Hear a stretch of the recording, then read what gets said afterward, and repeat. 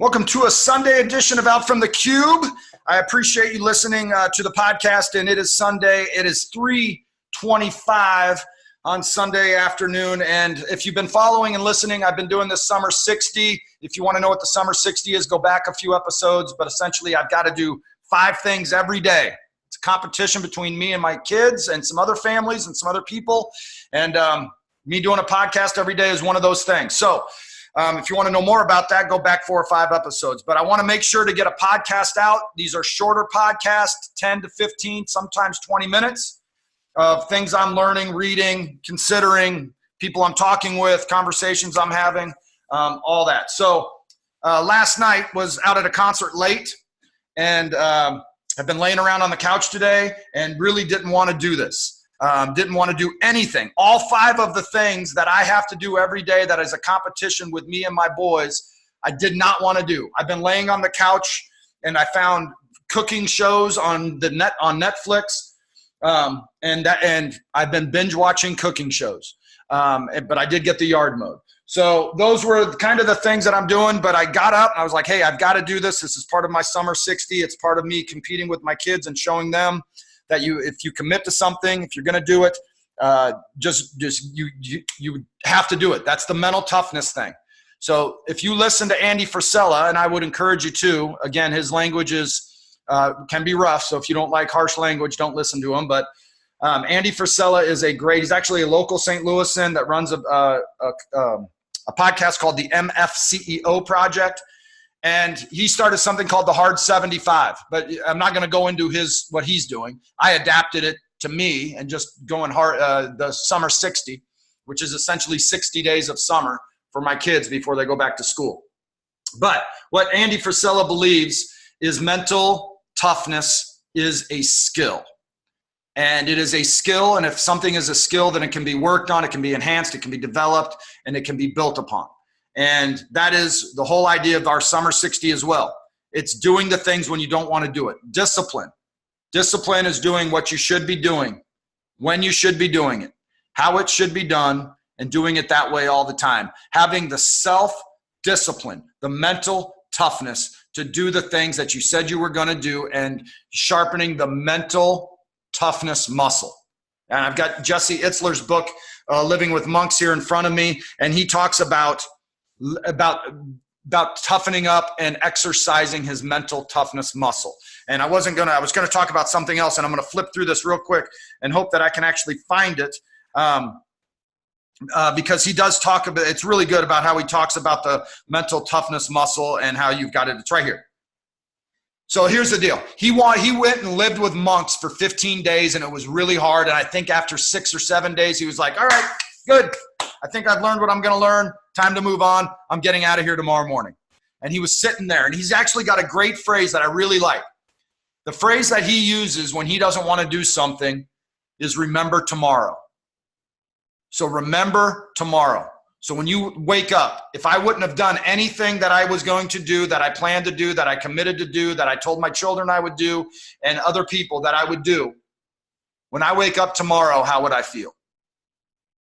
I would, feel, I'm not saying depressed like I'm sobbing in my pillow, but, a sense like I didn't do it. I didn't accomplish it. I wasn't tough enough. I'm not good enough. Here I go again, starting things and quitting things and not being accountable, blah, blah, blah. Like that whole limiting belief system starts flooding back in about why I'm not good enough, right? As opposed to really developing the mental toughness. So, but this is what he did. He was like, hey, I'm out. I'm out. I've been in this monastery for 7 days. I'm ready to go. But he remembered tomorrow, how he would feel tomorrow. So he says here, I signed up for 15 days, and that's what I need to do. If I didn't, I wouldn't be exercising my mental toughness muscle. That'd be like saying it's okay to not finish what I started. So Jesse Itzler is also wrote a book called Living with a SEAL, where he lived with a Navy SEAL for 30 days. And that SEAL is David Goggins. We've talked about Goggins a lot. But to continue, he said, that'd be like saying it's okay to not finish what I started. One time I asked SEAL, he calls him SEAL. He never says his name, but it is Goggins. So one time he asked Goggins if he's ever quit at something because he was tired. And Goggins responded, and I love this, I don't quit when I'm tired. I quit when I'm done. I don't quit when I'm tired. I quit when I'm done. And I really like that a lot. Like, that's a t-shirt. I quit when I'm done. I quit when I'm done, right? I was sitting outside mowing my yard today. Whatever phrase can get you moving, whatever things you can say in your head, whatever affirmation, whatever self-talk you can give yourself to push through or do whatever, I encourage you to figure it out. Figure out what gets you through it. Because I was sitting outside mowing the yard and it's 95 degrees out, and I got a lawnmower that doesn't push itself. You know, it doesn't have like a motor to it where it's you know, where the wheels spin when you grab the handle. Like, you've got to push it. It's not like self-propelled. And so I'm wore out. I'm sweating all that, and I've got 2 canisters of grass, and I've got a hose, and I've got oil that I thought that the lawnmower needed. I've got the lawnmower itself. I've got all this. I've got weed stuff all over the place. I've got it all over the place, and I'm done mowing the yard. And I'm like, I'm done. I'm done. I want to go watch the Food Network. I'm going to the couch to get water. I'm going to sit on the couch and watch the Food Network. I'm done. Whatever you got to say, if it's I quit when I'm done, because I was quitting. That is me in a nutshell, is getting what I think is done, but it's not done. That's good enough. It's not done. Right? And I don't know how that intersects you, but here's what I said to myself. I really like the phrase, I'll quit when I'm done, but this is what I was saying to myself, and it's from Itzler, and you've heard this before. It's not original with him, but I've been reading so much of Itzler lately that it just is in my head. And the phrase I said in my head over and over again that got me to complete the task perfectly was, how you do one thing is how you do all things. How you do one thing is how you do all things. And I want to be known for getting things done, getting things across the finish, like all this sort of stuff. Like, that is me sharpening my mental toughness muscle. I signed up for 15 days, and that's what I need to do. If I didn't, I wouldn't be exercising my mental toughness muscle. That'd be like saying it's okay not to finish what I started. One time I asked Goggins if he ever quit something because he was tired. I don't quit when I'm tired. I quit when I'm done. And then he goes on to say, regret can hurt just as much as physical pain, and sometimes will last longer. Right? So me not putting the hose away, I don't know how long that regret's going to last. Right? But finishing things, you know, we say this in coaching. It's the pain of discipline or the pain of regret. Pain of discipline, pain of regret. And we've had a podcast where we've talked about that. This is what I want to go over the last few minutes, because I really like this. And I know we can go on and on about this, and it's 3:32, and I want these to be shorter podcasts. But the Itzler, this is from Itzler as well. So he went and lived in this monastery, and he lived there for 15 days, right? And it was impactful, and the book's really good. But what he said, everybody had a job. And one thing that these monks did in upstate New York that they were masters at, they trained dogs. So they trained German shepherds. So they had, you know, they could have had 10 to 15 dogs, and then they train them, and then they sell them, and they make a bunch of money, and that's what they do in order to keep the lights on and food on the table. So that's what the monks did. The nuns that were down the street, I guess, they sold cheesecakes, right? So nuns are making cheesecakes, and the monks are training dogs. But Itzler was brought in. The point to this is Itzler was brought in, and as they were training these dogs, Itzler's job was to be a distraction. So he would get in these rooms, and these dogs would have to do what they were told, whether that be, you know, maybe they were on a leash, maybe they were walking, maybe they were performing a task, whatever it is. And Itzler had to distract them, throw things, bark himself, make farting noises under his armpits is what he said he did, screaming, yelling, jumping up and down, dancing, jumping jacks, whatever it is, right? That's what his job was. And he said it was amazing, the transformation these dogs had, that they would not get distracted. They would not get distracted. So he says here, Brother Thomas trained Rainbow. Rainbow is the dog.